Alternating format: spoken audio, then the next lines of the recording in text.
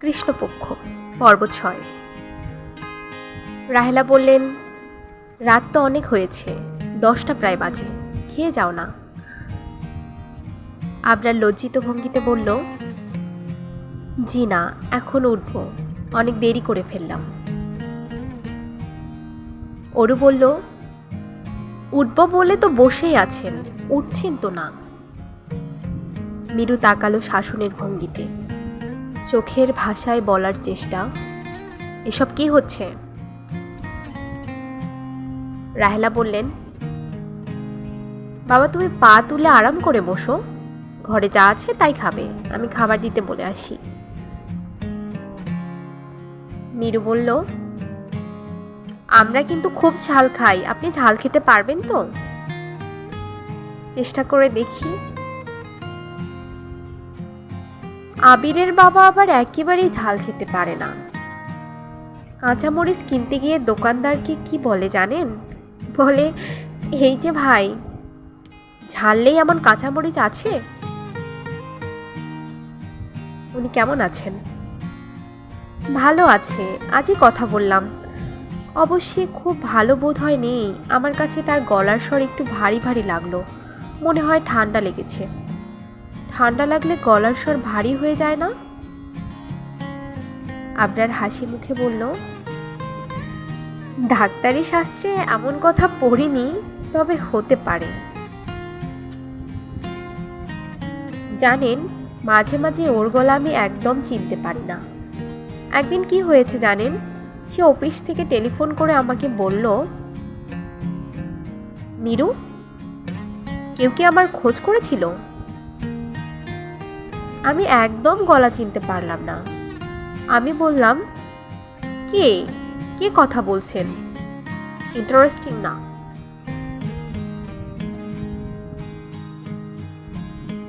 Interesting তো বটেই। মিরু আরেকটা গল্প শুরু করতে যাচ্ছিল, রাহেলা তাকে রান্নাঘরে ডেকে নিয়ে গেলেন। বিরক্ত স্বরে বললেন, তোর কি বুদ্ধি শুদ্ধি একেবারেই নেই? ওকে অরুর সঙ্গে গল্প করতে দে, ও অরুর সঙ্গে কথা বলতে এসেছে, তোর বকবকানি শোনার জন্য আসেনি। তখন থেকে আটার মতো লেগে আছিস। মিরু আহত গলায় বলল, আঠার মতো কখন লেগে রইলাম? বাবুর শরীর খারাপ, বাবুকে দেখাচ্ছিলাম। দেখানো তো হয়েছে, এখন চুপচাপ আমার সামনে বস। মিরু গম্ভীর মুখে বসল, তার মনটা খারাপ। আবিরের বাবা প্রসঙ্গে মজার একটা গল্প মনে হয়েছিল, গল্পটা বলা গেল না। খাবার টেবিলেও বলা যাবে না, বাবা নিশ্চয়ই একসঙ্গে খেতে বসবেন, এইসব হালকা ধরনের গল্প বাবার সঙ্গে করা যায় না।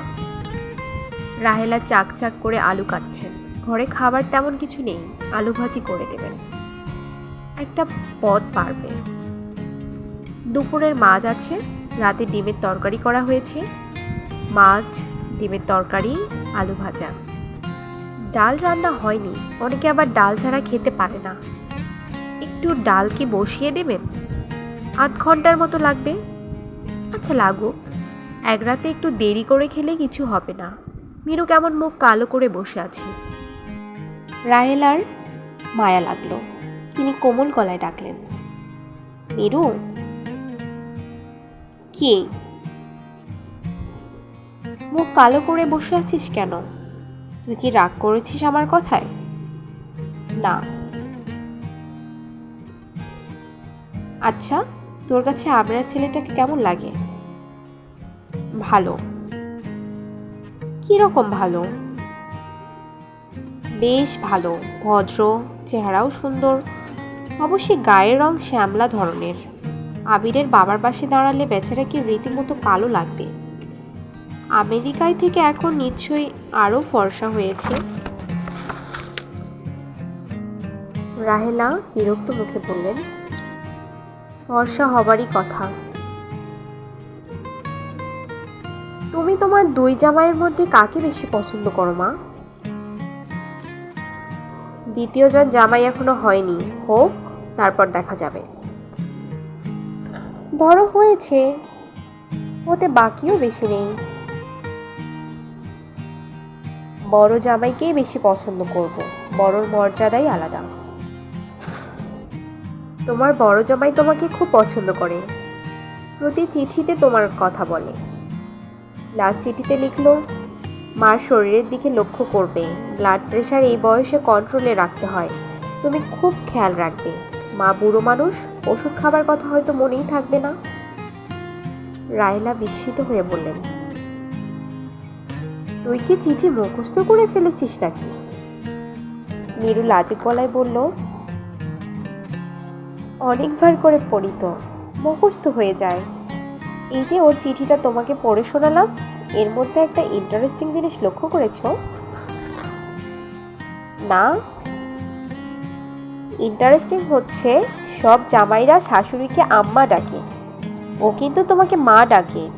মা ডাকটা অনেক আন্তরিক, তাই না? রাহেলা কঠিন কিছু বলতে গিয়েও বললেন না। তার দাঁত ব্যথা তীব্র হচ্ছে, বসে থাকতে পারছেন না। ওরু বলল, আপনি পা তুলে আরাম করে বসছেন না কেন? পায়ে ঠান্ডা লাগছে না? পায়ের উপর চাদর টেনে নিন। আবরার বলল, তোমার মার বিছানার পা তুলে বসতে সংকোচ লাগছে। এটা মার বিছানা মোটেই না, এটা হচ্ছে গেস্ট বিছানা। বাবা মার ঝগড়া হলে মা এখানে ঘুমোতে আসেন। এখন কি ওনাদের ঝগড়া চলছে? হ্যাঁ চলছে, সপ্তাহে তারা 8 বার ঝগড়াও করেন। এমন সব তুচ্ছ বিষয় নিয়ে ঝগড়া যে মাঝে মাঝে তাদেরকে খুব ছেলে মানুষ মনে হয়। আজ কি নিয়ে তাদের ঝগড়া হয়েছে জানেন? কি নিয়ে? দাঁত ব্যথা নিয়ে। মার দাঁত ব্যথা করছিল, বাবা বললেন লবণ পানি দিয়ে কুলকুচা করতে। মা বললেন এতে কিছু হয় না। বাবা রেগে গেলেন, তুমি কি করে দেখেছো যে হয় না? না করেই বললে হয় না। যুক্তি এবং কাউন্টার যুক্তি চলতে লাগলো। এক পর্যায়ে বাবা, থাক সেটা আর আপনাকে বলবো না। ওর মিটিমিটি হাসতে লাগলো। আপনার মুগ্ধ চোখে তাকিয়ে আছে। এই মেয়ের কথা বলার ভঙ্গি এত সুন্দর, চোখ ফিরিয়ে নেওয়া যায় না। মেয়েটা কি বলছে সেদিকে লক্ষ্য থাকে না, কি করে কথা বলছে তাই প্রধান হয়ে দাঁড়ায়। আবরার ঠিক করে রেখেছে সে বিয়ের পর ওরুকে বলবে, তুমি প্রতি রাতে 1 ঘন্টা আমার সামনে বসবে এবং নন স্টপ কথা বলে যাবে, এক মুহূর্তের জন্যেও থামতে পারবে না। ওরু, জি? তোমরা দুবোন সম্পূর্ণ দুরকম। চেহারায় মিল ছাড়াও জেনেটিক কারণে বনে বনে চরিত্রগত কিছু মিল থাকে, তোমাদের তাও নেই। মিল আছে, দুজনের কাউকেই তো আপনি ভালো মতো জানেন না, তাই ধরতে পারছেন না। মিলটা কি বলো তো? ওরু শান্ত গলায় বলল, ভালোবাসার ক্ষমতা আমাদের দু বোনেরই অসাধারণ। আমরা পাগলের মতো ভালোবাসতে পারি। আমার দুলাভাই প্রাণী হিসেবে খুবই নিম্ন শ্রেণীর। তাকে যে কি পরিমাণ ভালো আপা বাসে তা আপনি কল্পনাও করতে পারবেন না। এটা কি ভালো? কেন ভালো না? ভালোকে তো সবাই ভালোবাসে, মন্দকে কজন ভালোবাসতে পারে? আপনার আগের মতো মুগ্ধ চোখে আবার তাকালো। সে ভেবে পাচ্ছে না তার এই মুগ্ধতা বিয়ের পরেও থাকবে কিনা। এই মেয়েটি খুব সহজ, খুব স্বাভাবিক ভঙ্গিতে কথা বলছে। এটিও একটি অস্বাভাবিক ব্যাপার। যার সঙ্গে অল্প কদিন পর বিয়ে হবে তার সঙ্গে এত স্বাভাবিক ভঙ্গিতে কি কথা বলা যায়? লজ্জা, দ্বিধা, সংকোচ খানিকটা হলেও তো আসবে। এই মেয়েটার মধ্যে তা আসছে না কেন? ওরু, জি? প্রায়ই তোমাকে একটা কথা জিজ্ঞেস করতে চাই, মনে থাকে না। এখন নিশ্চয়ই মনে পড়েছে? হ্যাঁ, তুমি খুব সহজভাবে আমার সঙ্গে কথা বলো, আমার ভালো লাগে। আমি আবার কারোর সঙ্গে খুব সহজ হতে পারি না। সহজ হতে ইচ্ছে করে কিন্তু পারি না। আমি যখন আমার মার সঙ্গে কথা বলি তখনও খানিকটা আড়াল থাকে। এই তো এখন সহজভাবে কথা বলছেন, এখন কি কোনো আড়াল বোধ করছেন? না, করছি না। তাহলে বলুন। আবরার ইতস্তত করে বলল, তোমার সঙ্গে কি মহিব নামের কোনো ছেলের পরিচয় আছে? আমার দূর সম্পর্কের এক ভাগ্নি দিন 10 আগে হঠাৎ একগাদা কথা বলল। আবরার থেমে গেল।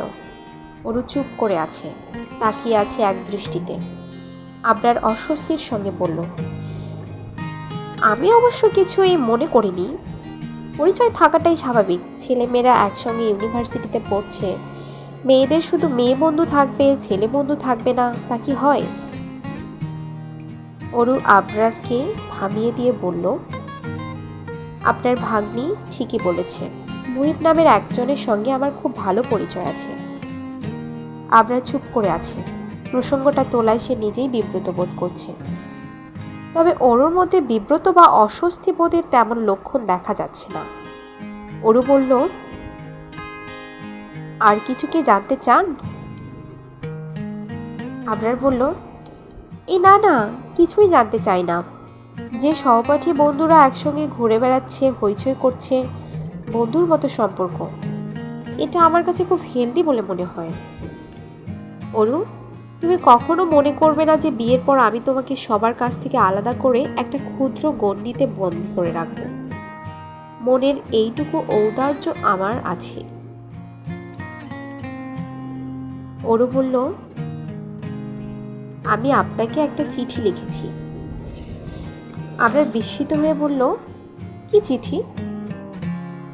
আমি আপনার সঙ্গে খুব সহজ ভঙ্গিতে কথা বললেও আমার এমন কিছু কথা আছে যা সহজভাবে বলতে পারছি না, এই জন্যেই চিঠি লিখেছিলাম। কোথায় সেই চিঠি? চিঠিটা আমার পছন্দ হয়নি, আবার নতুন করে লিখব। আজ রাতেই লিখব, কাল আপনাকে আমি নিজের হাতে দিয়ে আসব। বিষয়বস্তু কি জানতে পারি? কাল জানবেন। অরু, কোনো সমস্যা আছে কি? অরু ক্ষীণ স্বরে বলল, আছে, সমস্যা আছে, বড় রকমের সমস্যা আছে। আপনার তাকিয়ে আছে। অরু তাকিয়ে আছে, তবে সে তাকিয়ে আছে জানালার দিকে। বাইরে বৃষ্টি নেমেছে। বারান্দায় বাতি জ্বলছে বলেই বৃষ্টির ফোঁটা চোখে পড়ছে। আলো পড়ে বৃষ্টির ফোঁটাগুলি মুক্তার মতো ঝিকমিক করছে। অরুর কান্না পাচ্ছে, কান্না আটকে রাখতে কষ্ট হচ্ছে। মিরু এসে বলল, কি ব্যাপার, দুজন চুপচাপ কেন? খাবার দেয়া হয়েছে। আবরার লক্ষ্য করল অরুর হাতে আংটি নেই। এমন কোনো বড় ব্যাপার নয়, তবু কেন জানি এক ধরনের অস্বস্তি বোধ হচ্ছে। হাতে আংটি নেই। অরু নিজেও কি এ ব্যাপারটায় গুরুত্ব দিচ্ছে? হাত আড়াল করার চেষ্টা করছে কেন? অরু খেতে বসলো না, শুকনো মুখে বলল, আমার খিদে নেই। রাহেলা বললেন, দুপুরেও তো কিছু খাসনি, কি ব্যাপার, জ্বর নাকি? না, জ্বর না। দেখি, কাছে আয়। আশ্চর্য, জ্বর আছে তো। অরু হাসতে হাসতে বলল, এত আশ্চর্য হবার কি আছে মা, মানুষের জ্বর হয় না। অকারণে জ্বর হবে কেন? সেটা আমাকে জিজ্ঞেস করছো কেন? ডাক্তার সাহেব আছেন, তাকে জিজ্ঞেস করো। আবরার নিঃশব্দে খাচ্ছে। মিরু তার প্লেটে খাবার উঠিয়ে দিচ্ছে। অরুদের খাবার টেবিলটা বেশ বড়। এত বড় টেবিলের এক কোণায় একজন মানুষ মাত্র খাচ্ছে। দৃশ্যটা চোখে পড়ার মতো। রাহেলা বললেন, তোমাকে একা খেতে হচ্ছে, তুমি কিছু মনে করো না বাবা। অরুর বাবা এখন খাবেন না, আমাকে তার জন্য অপেক্ষা করতে হবে। আর মিরু সন্ধ্যাবেলা 2টা রুটি খায়, রাতে আর কিছু খায় না। আবরার বলল, আমার কিছু অসুবিধা হচ্ছে না, একা খেয়ে আমার অভ্যাস আছে, বাড়িতেও আমি একা খাই। মিরু বলল, আমি সন্ধ্যাবেলা 2টা রুটি খাই কেন জানেন? আবিরের বাবার জন্যে। সে চিঠি লিখেছে, এদেশের মেয়েদের বেশিরভাগ পেটুক, যা পায় কপ কপ করে খায়। বিয়ের পর এক একজন ফুলে কোলবালিশ হয়ে যায়। তুমি খাবার দাবারের ব্যাপারে সাবধানতা অবলম্বন করবে। তোমার মোটার ধাত। ওরও বলল, আপা চুপ করো তো, পুরো চিঠি মুখস্থ বলতে হবে না। এমনিতে আপার স্মরণশক্তি খুব খারাপ, কিন্তু দুলাভাইয়ের প্রতিটি চিঠি দাড়ি কমা কাটাকুটি সহ সব মুখস্থ। আবরার হাসল। রাহেলাও হেসে ফেললেন। হাসি গোপন করার চেষ্টা করেও গোপন করতে পারলেন না। মীরু কঠিন গলায় বলল, স্বামীর চিঠি মুখস্থ করা কি অপরাধ? না, অপরাধ না, তবে সেই চিঠি কবিতার মতো আবৃত্তি করে সবাইকে শোনানো একটি শাস্তিযোগ্য অপরাধ। মীরুর মুখ থমথম করছে, হয়তো সে কেঁদে ফেলবে। রাহেলা পরিস্থিতি সামলানোর জন্য বললেন, মীরু, তুই আবরারের জন্য 1 কাপ চা বানিয়ে আন। রাতে ভাত খাবার পর। তুমি কি চা খাও বাবা? খাই না, তবে আজ খাবো, বৃষ্টি হওয়ায় ঠান্ডা ঠান্ডা লাগছে। ওরও বলল, মা, আমি আর বসে থাকতে পারছি না, তুমি তোমার গেস্টকে যত্ন করে চা খাওয়াও। আমি আমার ঘরে যাচ্ছি, শরীর খুব খারাপ লাগছে, মনে হচ্ছে খুব ভালো মতো জ্বর আসছে। মহিবের অবস্থা মনে হয় খারাপ। একজন ডাক্তার ইন্টেনসিভ কেয়ার ইউনিট থেকে ছুটে বের হলেন। 2 জন ডাক্তার নিয়ে ফিরলেন। জেবা চুপচাপ দাঁড়িয়ে দেখছে, কাউকে কিছু জিজ্ঞেসও করছে না। বজলু এসে বলল, আপা ঘরে গিয়ে বসুন, বৃষ্টিতে ভিজে যাচ্ছেন। জেবা একটু সরে দাঁড়ালো। বৃষ্টির ছাঁটে শাড়ির অনেকখানি ভিজেছে, খেয়ালই হয়নি। শীত লাগছে আপা? একটু লাগছে। তোমার স্ত্রী কোথায়? ওকে ওর ভাইয়ের বাসায় রেখে এসেছি, খুব কান্নাকাটি করছিল। ভালো করেছো, সবাই মিলে কষ্ট করার কোনো অর্থ হয় না।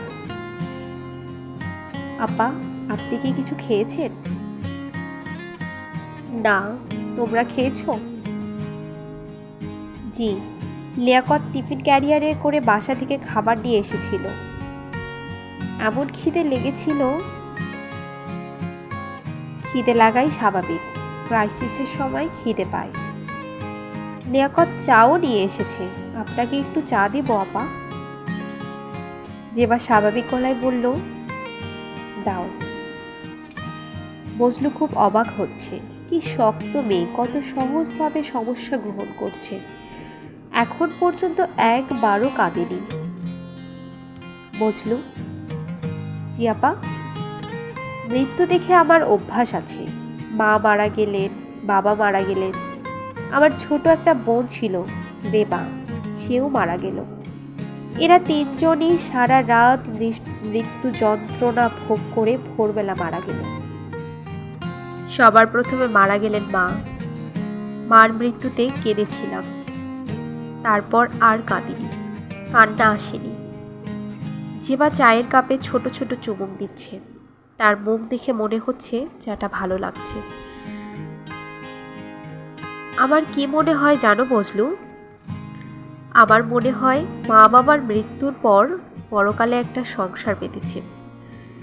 এক এক করে আমাদের সব ভাই বোনদের নিয়ে যাচ্ছেন। সবার আগে দিলেন রেবাকে, কারণ রেবা ছিল বাবার খুব পছন্দের মেয়ে।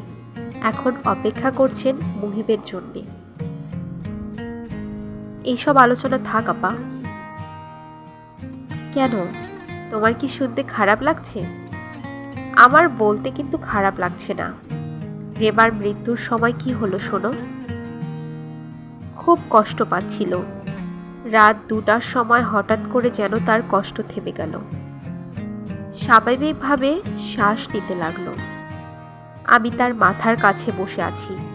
সে হঠাৎ শক্ত করে আমার 2 হাত ধরে উত্তেজিত গলায় বলল, আপা দেখ দেখ, আম্মু এসেছে, আম্মু। সে আঙ্গুল দিয়ে দরজার দিকে দেখাতে লাগলো। জেবা চায়ের কাপ বজলুর দিকে বাড়িয়ে দিয়ে বলল, আমাকে আরেকটু চা দাও। আপনি তুলটায় বসুন। জেবা বসতে বসতে বলল, আমার কি ধারণা জানো বজলু? আমার ধারণা আজও বাবা মা রেবা এসেছে। তারা মুহিবের খাটের পাশে বসে আছে। এসব আলোচনা থাক আপা। আচ্ছা থাক, বুঝলো, একটা কথা বলো, মহিব তো তোমার অনেক দিনের বন্ধু। জি। আমার সম্পর্কে নিশ্চয়ই সে অনেক কিছু তোমাদের বলতো। কি বলতো বলো তো? সব সময় বলতো এই পৃথিবীতে আপনার মতো ভালো মেয়ে অতীতে কখনো জন্মায়নি, বর্তমানে নেই, ভবিষ্যতেও জন্মাবে না। যেবার চোখে পানি এসে গেল, সে চোখ মুছতে মুছতে বলল, আমি জানতাম সে এই কথাই বলবে, তবু তোমার কাছে শুনতে চেয়েছি, ভালোই করেছি।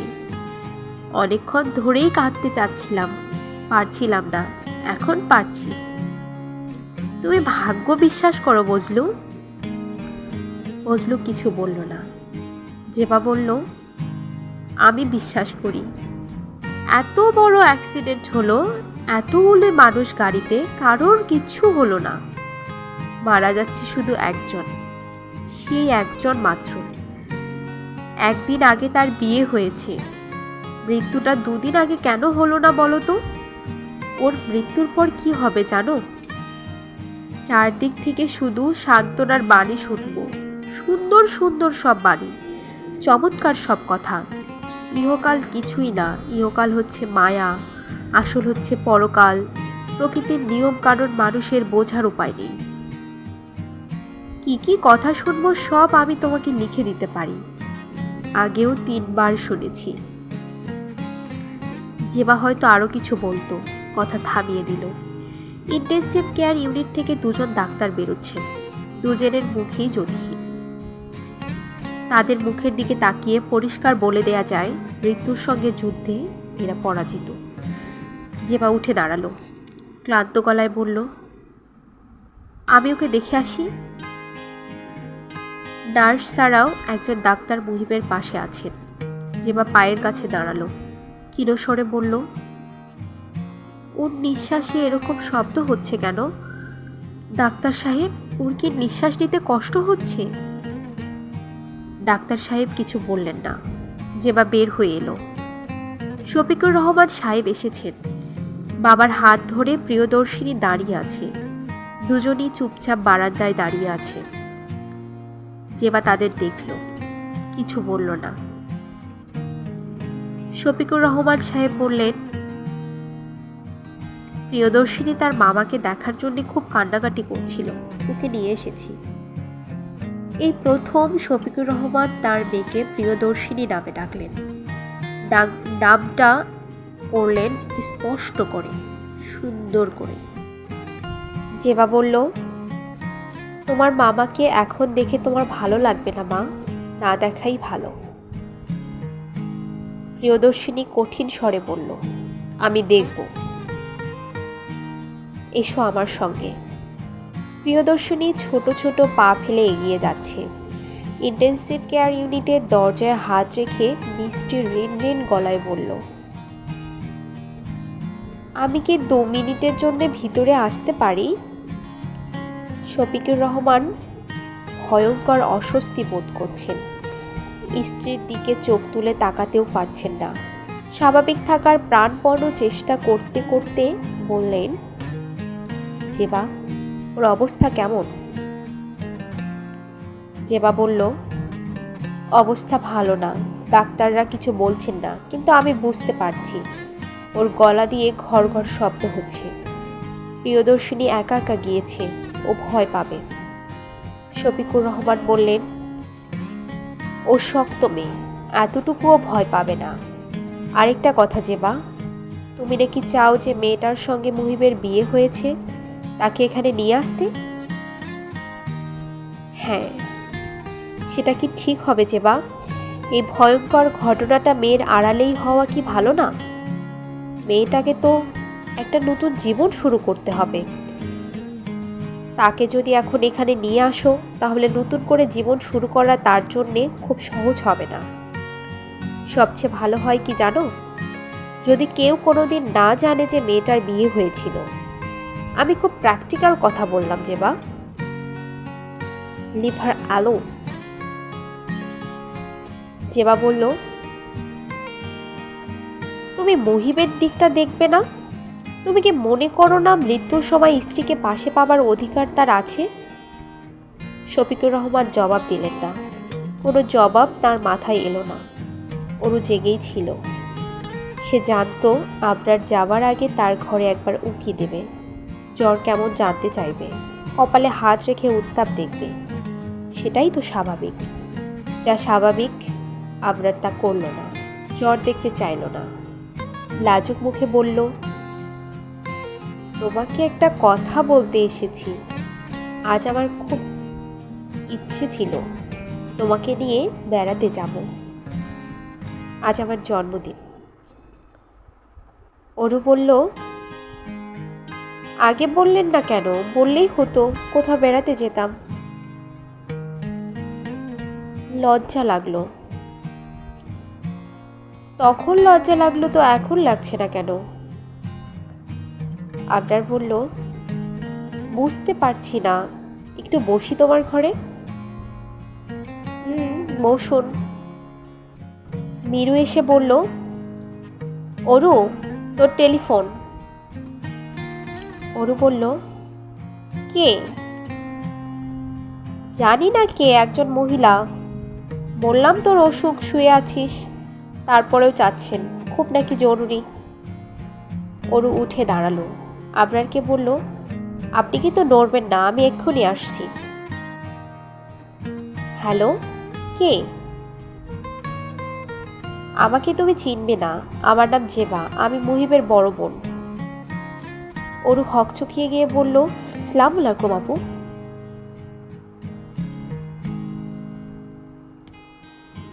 তুমি কি এক্ষুনি এই মুহূর্তে আসতে পারবে? কোথায়? ঢাকা মেডিকেল কলেজ হাসপাতাল। কি ব্যাপার আপা? মুহিব অ্যাক্সিডেন্ট করেছে। অনেকক্ষণ চুপ করে থাকার পর অরু বলল, ওর কি জ্ঞান আছে? না, জ্ঞান নেই। অরু ক্ষীণ স্বরে প্রায় অস্পষ্টভাবে বলল, ওর অবস্থা খুব খারাপ, তাই না আপা? হ্যাঁ, আমি আসছি। আমি কি আসবো তোমাকে নিতে? আপনাকে আসতে হবে না। জামিল সাহেব শোবার আয়োজন করছিলেন। অরু এসে দরজা ধরে দাঁড়ালো। জামিল সাহেব বললেন, কি হয়েছে মা? অরু ছুটে এসে বাবাকে জড়িয়ে ধরে বলল, তুমি আমাকে নিয়ে চলো বাবা, আমি একা যেতে পারবো না, আমি কিছুতেই একা যেতে পারবো না। অরু হাঁটু গেড়ে মুহিবের পাশে বসে আছে। তার সমস্ত শরীর থরথর করে কাঁপছে। সে চাপা গলায় বলল, ডাক্তার সাহেব, আমি কি ওর হাত একটু ধরতে পারি? বৃদ্ধ ডাক্তার কোমল গলায় বললেন, অবশ্যই ধরতে পারো মা, অবশ্যই পারো। আমি যদি ওকে কোনো কথা বলি তাহলে কি ও তা শুনবে? জানি না মা, কোমার ভিতর আছে, তবে মস্তিষ্ক সচল, শুনতেও পারে। মৃত্যুর এবং জীবনের মাঝামাঝি জায়গাটা খুব রহস্যময়। আমরা ডাক্তাররা এই জায়গা সম্পর্কে তেমন কিছু জানি না। ডাক্তার সাহেব, আমি ওকে কয়েকটা কথা বলবো, আপনি কি আমাকে কিছুক্ষণের জন্য ওর পাশে থাকতে দেবেন? ডাক্তার সাহেব ঘর ছেড়ে বেরিয়ে গেলেন। ঘরে অরু একা। ছোট্ট ঘরটাকে তার সমুদ্রের মতো বড় মনে হচ্ছে। মুহিবের বিছানায় সাদা চাদরের জন্যে বিছানাটাকে মনে হচ্ছে সমুদ্রের ফেনা। সেই ফেনা অবিকল ঢেউয়ের মতো দুলছে। অরু দু হাতে মুহিবের ডান হাত ধরে আছে। সে খুব স্পষ্ট করে ডাকল, এই তুমি তাকাও। তোমাকে তাকাতেই হবে। আমি সব কিছুর বিনিময়ে তোমাকে চেয়েছিলাম, তোমাকে পেয়েছি। আমি তোমাকে চলে যেতে দেব না, তোমাকে তাকাতেই হবে, তাকাতেই হবে। 25 বছর পরের কথা। অরুর বড় মেয়ে রুচিরার আজ বিয়ে। বিরাট আয়োজন। ছাদে প্যান্ডেল হয়েছে। 500-র মতো মানুষ দাওয়াত করা হয়েছিল। ভাবভঙ্গি দেখে মনে হয়েছে 1000-এর উপর দাওয়াতি মেহমান এসে পড়েছে। সমস্যা হচ্ছে আকাশের অবস্থা ভালো না। সারাদিন ঝকঝকে রোদ গিয়েছে, সন্ধ্যা থেকেই আকাশ মেঘলা, ঘন ঘন বিদ্যুৎ চমকাচ্ছে। অরুর স্বামী আবরার সাহেব চিন্তায় অস্থির হয়ে পড়েছেন। খাওয়া কম পড়ে গেলে সমস্যা হবে, হোটেলে লোক পাঠিয়েছেন। খবর দিয়ে রাখা, প্রয়োজনে যাতে খাবার চলে আসে। কিছু মেহমান খাইয়ে দিলে ভিড় পাতলা হতো। খাওয়ানো যাচ্ছে না, কারণ বর এখনো আসেনি। বড় দেরি করছে। সন্ধ্যা 7টার সময় চলে আসার কথা, এখন বাজছে 8টা। আকাশের অবস্থা আরো খারাপ করেছে। বৈশাখ মাস, ঝড় বৃষ্টির কাল। তিরপল দেয়া আছে, ভারী বর্ষণ হলে তিরপলে কাজ হবে বলে মনে হয় না। এই নিয়েও আবরার সাহেব দুশ্চিন্তা করছেন। তার প্রেশারের সমস্যা আছে, সামান্য দুশ্চিন্তাতেও তার প্রেশার বেড়ে যায়। বর আসতে এত দেরি হবার কথা নয়, এত দেরি হচ্ছে কেন? বর এলো রাত 8:30টায়। অরুর মেজো মেয়ে কান্তা ছুটে এসে তার মাকে বলল, বর এসেছে মা। কি কুৎসিত রুচি দেখলে, তুমি বমি করে দেবে। কটকটে হলুদ রঙের একটা পাঞ্জাবি পরে এসেছে। গরম খুব, এই জন্যে নাকি সে আজকান পরবে। আজকান পরেনি। পাঞ্জাবি দেখে আমার সব বন্ধুরা হাসাহাসি করছে। অরু হাতের কাজ ফেলে বর দেখতে গেলেন। বরের মুখের দিকে তিনি তাকালেন না, তাকিয়ে রইলেন কটকটে হলুদ রঙের পাঞ্জাবির দিকে। তার গা ঝিমঝিম করতে লাগলো। কান্তা বলল, কি হয়েছে মা, এরকম করছো কেন? তিনি অস্পষ্ট স্বরে বললেন, শরীরটা ভালো লাগছে না মা, আমাকে বিছানায় নিয়ে শুয়ে দে তো। বিয়ে বাড়ির আনন্দ কোলাহল থেকে তিনি দূরে সরে গেলেন। ঘর অন্ধকার করে শুয়ে রইলেন চুপচাপ। আবরার সাহেব খবর শুনে স্ত্রীর পাশে এসে বসলেন, হাত রাখলেন মাথায়। অরু বললেন, হাজারো কাজের সময় তুমি এখানে বসে আছো কেন? আমি ভালো আছি, মাথাটা কেন জানি একটু ঘুরে উঠল। আবরার সাহেব বললেন, কোনো অসুবিধা নেই, আমি না গেলে কাজ আটকে থাকবে না। ঝড় বৃষ্টি হচ্ছে, তিরপল নাকি ঝড়ে উড়ে গেছে, তুমি খোঁজ খবর করবে না? খোঁজ খবর করবার লোক আছে, তুমি চুপচাপ শুয়ে থাকো তো। এত সব সমস্যা আর তুমি বসে আছো আমার কাছে, লোকে হাসাহাসি করবে তো। করুক হাসাহাসি। রাত 1টার মতো বাজে। বিয়ে বাড়ি মোটামুটি শান্ত হয়েছে। বরযাত্রীরা চলে গেছে, শুধু বর আর তার কিছু বন্ধু বান্ধব রয়ে গেছে। এই বাড়িতেই বাসর হবে। অল্প বয়স্ক মেয়েদের উৎসাহের সীমা নেই। তারা অকারণে চিৎকার ছোটাছুটি করছে। কান্তার উৎসাহই সবচেয়ে বেশি, যেন বাসরের যাবতীয় খুঁটিনাটি সংবাদ চারদিকে ছড়িয়ে দেবার পুরো দায়িত্ব তার উপর। তার 12 বছরের জীবনে এমন উত্তেজনার মুহূর্ত আসেনি। সে ছুটতে ছুটতে মার ঘরে এসে ঢুকলো। হাঁপাতে হাঁপাতে বলল, এখন খুব মজা হচ্ছে মা। আপা করছে কি, দুলাভাইয়ের পাঞ্জাবি আগুন দিয়ে পোড়াচ্ছে। বোন ফায়ার হবে, সবার সামনে আগুন দিয়ে পোড়ানো হবে। অরুর চোখে জল এসে যাচ্ছে। তিনি সেই জল সামলাবার প্রাণপণ চেষ্টা করছেন। আজ তার মেয়ের বিয়ে, এমন আনন্দের দিনে কি আর চোখের জল ফেলতে আছে? ধন্যবাদ সবাইকে, যারা এতদিন ধরে ধৈর্য সহকারে আমার কণ্ঠে কৃষ্ণপক্ষ উপন্যাসটির পাঠ শুনেছেন।